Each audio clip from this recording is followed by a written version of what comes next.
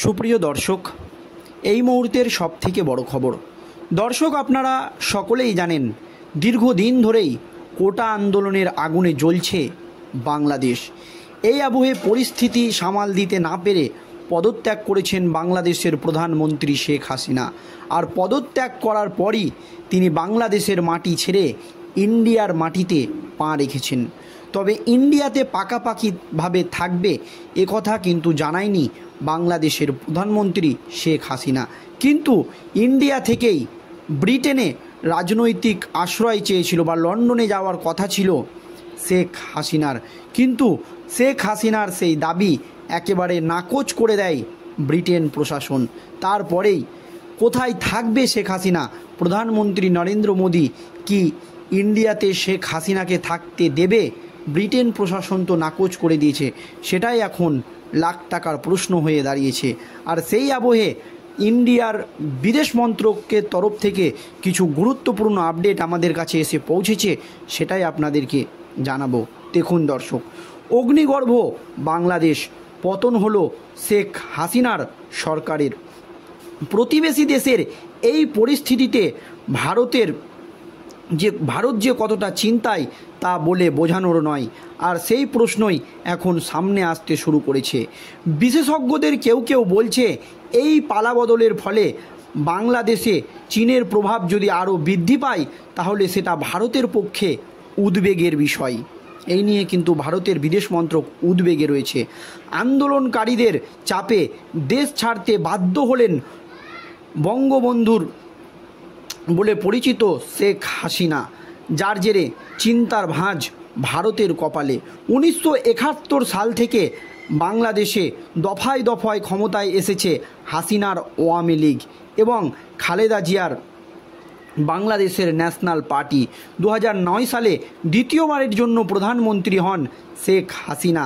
খালেদা জিয়ার আমলে বাংলাদেশের সঙ্গে ভারতের সম্পর্ক কখনোই অন্তত ভালো ছিল না। উল্টো দিকে বাবা মুজিবুর রহমানের মতোই শেখ হাসিনাও বরাবরই ভারতের বন্ধু হিসাবে পরিচিত ছিলেন বলে মত আন্তর্জাতিক বিশেষজ্ঞদের। একদিকে যখন পাকিস্তান চীনকে নিয়ে ভারতের দুশ্চিন্তার শেষ নেই, তখন শেখ হাসিনার আমলে বাংলাদেশকে নিয়ে অনেকটাই নিশ্চিন্তে ছিল ভারত। কিন্তু সোমবার হাসিনার 15 বছরের সরকারের পতনের পর ভারতের সঙ্গে বাংলাদেশের সম্পর্ক কোন পথে এগোবে? ভারতের প্রতিবেশী দেশগুলির মধ্যে পাকিস্তান বারবার চীনের বন্ধু হিসাবেই পরিচিত। ভারতকে চাপে রাখতে গত কয়েক বছরে একে একে ভারতের প্রায় প্রত্যেকটি পড়শি দেশ, নেপাল, ভুটান থেকে মালদ্বীপ অর্থ দিয়ে, ঋণ দিয়ে, উন্নয়নমূলক প্রকল্প গ্রহণ করে তাদের ওপর আধিপত্য বিস্তার করতে চলেছে চীন। একমাত্র শেখ হাসিনার বাংলাদেশ ভারতের দিকে ছিল। চীন যেভাবে তাদের কবজায়, চীন কিন্তু সেভাবে বাংলাদেশকে কবজায় আনতে পারেনি। আর এবার হাসিনার প্রস্থানের ফলে চীনের থাবায় চলে আসবে বাংলাদেশও। আর সেটা কি ভারতের পক্ষে অত্যন্ত ভয়ঙ্কর কিন্তু এই ঘটনা। তবে কট্টর ভারত বিরোধী বলে পরিচিত জামাত, অন্যদিকে কোনো দিনই ভারতের বন্ধু বলে পরিচিত নয় বিএনপি। যদি বাংলাদেশের ক্ষমতায় বসে আর পেছন থেকে কলকাঠি নাড়তে শুরু করে চীন এবং পাকিস্তান, তাহলে এই পরিস্থিতির মোকাবিলা কিভাবে করবে মোদী সরকার?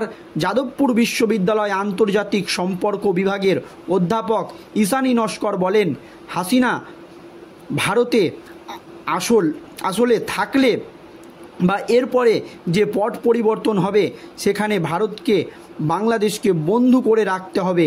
নিজের নিরাপত্তার স্বার্থে হাসিনাকে আশ্রয় নিয়েও যেন বাংলাদেশের সঙ্গে সম্পর্ক তলা নিতে না যায়, খেয়াল রাখতে হবে। হাসিনা পরবর্তী বাংলাদেশের পরিস্থিতি নিঃসন্দেহে ভারতের মাথা ব্যথার কারণ হয়ে দাঁড়িয়েছে। মানে হাসিনা ভারতবর্ষে আসায় ভারতবর্ষের কিন্তু মাথা ব্যথার কারণ হয়ে দাঁড়িয়েছে। তাহলে এখন প্রশ্ন উঠছে যে শেখ হাসিনাকে কি আশ্রয় দেবে মোদী সরকার? কারণ বাংলাদেশের জনগণ শেখ হাসিনার বিরুদ্ধে একেবারে প্রবল চোটে রয়েছে। আর এই অবস্থায় ভারত সরকার যদি শেখ হাসিনাকে আশ্রয় দেয় তাহলে কিন্তু বাংলাদেশের সঙ্গে ভারতের সম্পর্ক তো এমনিতেই ভালো নয়, সেটা কিন্তু আরও তলানিতে যাবে, এমনই মত রাজনৈতিক বিশ্লেষকদের। আর এই নিয়ে বৈঠক করেছেন প্রধানমন্ত্রী নরেন্দ্র মোদী। বাংলাদেশের টালমাটাল পরিস্থিতি, তীব্র ডামাডোলের মধ্যে প্রধানমন্ত্রী পদ থেকে ইস্তফা দিয়ে দেশ ছেড়ে ভারতে চলে এসেছেন শেখ হাসিনা। সঙ্গে আছে তার বোন রেহেনা। হাসিনা দিল্লিতে আসার পরই বায়ুসেনার হিন্দোর ঘাঁটিতে তার সঙ্গে প্রায় 1 ঘন্টা বৈঠক করেন ভারতের নিরপেক্ষ নিরাপত্তা উপদেষ্টা অজিত ডোভাল। তিনি কিন্তু শেখ হাসিনার সঙ্গে ইতিমধ্যেই বৈঠক করেছেন।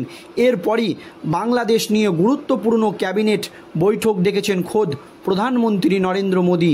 প্রধানমন্ত্রীর সঙ্গে সিনিয়র মন্ত্রীদের বৈঠকের সমান্তরালে ক্যাবিনেটে কমিটি এবং সিকিউরিটি বৈঠক হয়। বৈঠকে মূলত 2টি বিষয় ছিল। প্রথম, শেখ হাসিনা ভারতে স্থায়ী আশ্রয় চাইলে নয়াদিল্লির অবস্থান কি হবে, এই নিয়ে আলোচনা হয়েছে প্রধানমন্ত্রী নরেন্দ্র মোদী। শেখ হাসিনা যদি স্থায়ীভাবে থাকতে চায় ভারতে, সেক্ষেত্রে নয়াদিল্লির অবস্থান কি হবে। দ্বিতীয়ত, এই মুহূর্তে ভারত বাংলাদেশ সীমান্ত এলাকায় নিরাপত্তা সুনিশ্চিত কিভাবে করা হবে। হাসিনা এখনও পর্যন্ত ভারত সরকারের কোনো সাহায্য চায়নি বলেই খবর রয়েছে। তিনি না চাইলে ভারত আগ বাড়িয়ে আশ্রয় দিতে পারে না।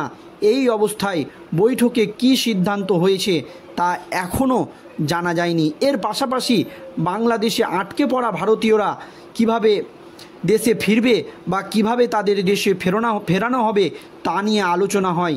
ঠিক হয়েছে, বাংলাদেশের সেনাবাহিনীর সঙ্গে কথা বলে আগামী কাল থেকেই বাংলাদেশে আটকে পড়া ভারতীয়দের ফিরিয়ে আনার প্রক্রিয়া শুরু করা হবে। এছাড়াও বাংলাদেশের এই অশান্তর জেরে সীমান্তবর্তী ভারতীয় এলাকাগুলিতে বাংলাদেশি অনুপ্রবেশের চেষ্টা বাড়ার সম্ভাবনা রয়েছে।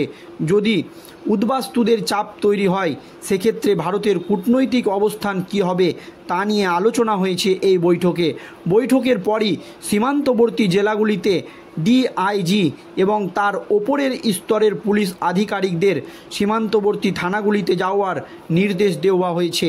এইদিকে